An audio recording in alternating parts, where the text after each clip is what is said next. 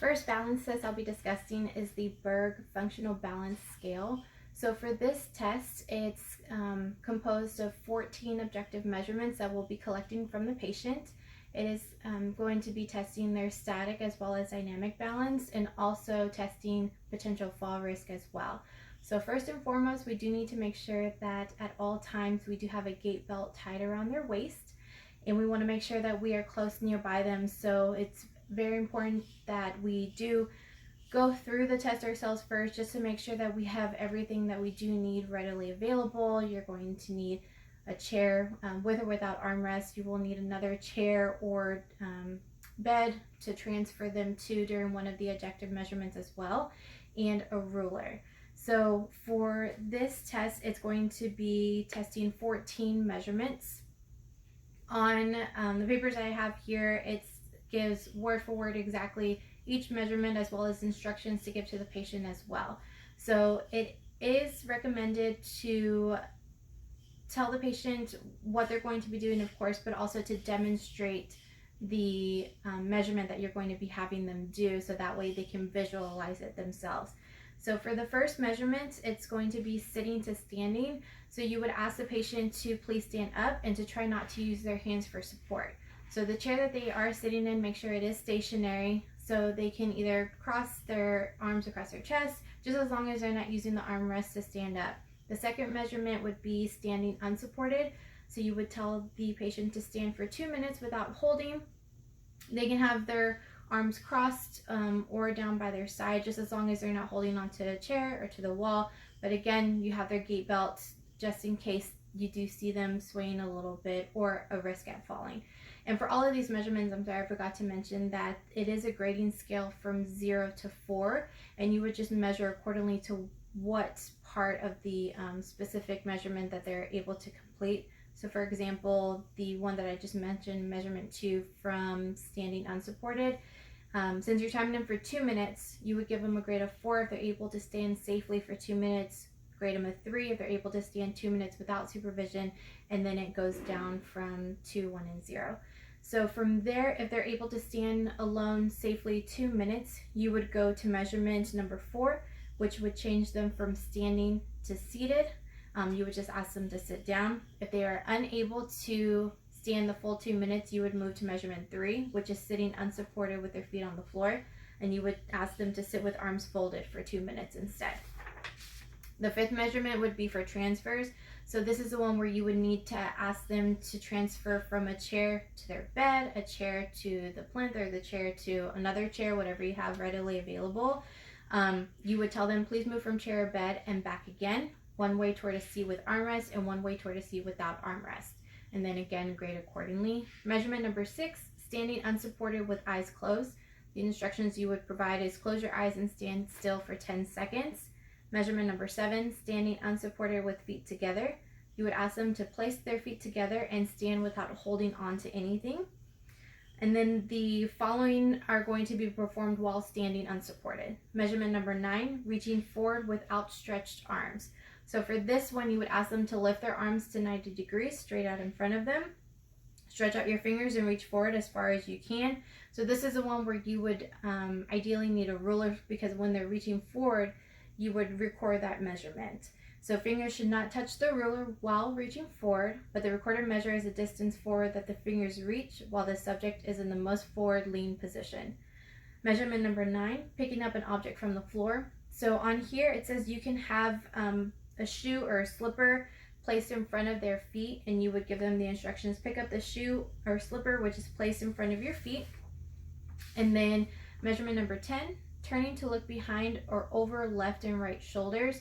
So again, they're standing for this measurement. You would ask them to just look over to towards your left shoulder and then repeat it to the opposite side, again without holding on to anything. Measurement number 11, you would have them turn 360 degrees. So you would ask them to turn around in a full circle, pause, and then full circle in the opposite direction. So with these next measurements, it's going to be dynamic weight shifting while standing unsupported. So measurement number 12, count the number of times step, touch, measured stool. So you would instruct to them to place each foot alternately on the stool. So you could either have a box step or a stool, again, as long as it's stationary, doesn't have any wheels, and then continue until each foot had touched the stool 4 times. So they would just alternate right foot down, left foot down, and then so forth until 4 times. Measurement number 13, standing unsupported 1 foot in front. So the instructions, of course, you would demonstrate place 1 foot directly in front of the other. If you feel that you cannot place your foot directly in front, try to step far enough ahead that the heel of your forward foot is ahead of the toes of the other foot. So pretty much it's like standing tandem. So if you were to have 1 foot, the heel of the foot touching the toes of the opposite foot, and you would have them do that. And then the 14th measurement would be standing on 1 leg. The instructions would be stand on 1 leg as long as you can without holding, and then you would grade accordingly from 0 to a 4. Next balance test I'll be discussing is called the Tinetti balance test. So for this one, there's actually 2 sections to it. There's a balance section as well as a gait section. So for the balance section, it is similar to the Berg functional test that we just talked about, but for this one, it's not a grading scale from 0 to 4. For the most part, it's either a grading scale of 0 or 1 or 0, 1, and 2. And then for this one, it's going to be, again, starting with the patient seated, having the chair stationary. First and foremost, making sure that the gait belt is placed around the patient at all times. So with both of these balance tests, we're not only checking their balance while they're performing these measurements, but also from the very beginning when they're sitting in the chair, because ultimately we're testing to see their potential fall risk just as a patient. If we have some kind of concern or anything like that, we just start from the very beginning when they're sitting down. So for this one example, the first measurement that we're checking is their sitting balance. So whether or not they're leaning or sliding in the chair, if they're sliding down, if they're leaning over, if they can't even keep their trunk or their upper body stationary in the chair, excuse me, then we would definitely take that into consideration, because if they are unable to do that, then yes, they could potentially be a fall risk. So for both of these tests, or really all of the balance tests, but for these 2, Tinetti and the Berg test, we do want to monitor that.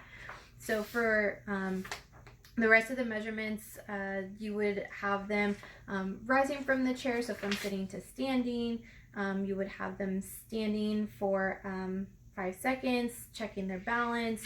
You would nudge them a little bit. I'm sorry, not like that. You would just nudge them a little bit to see if they're able to keep their balance that way.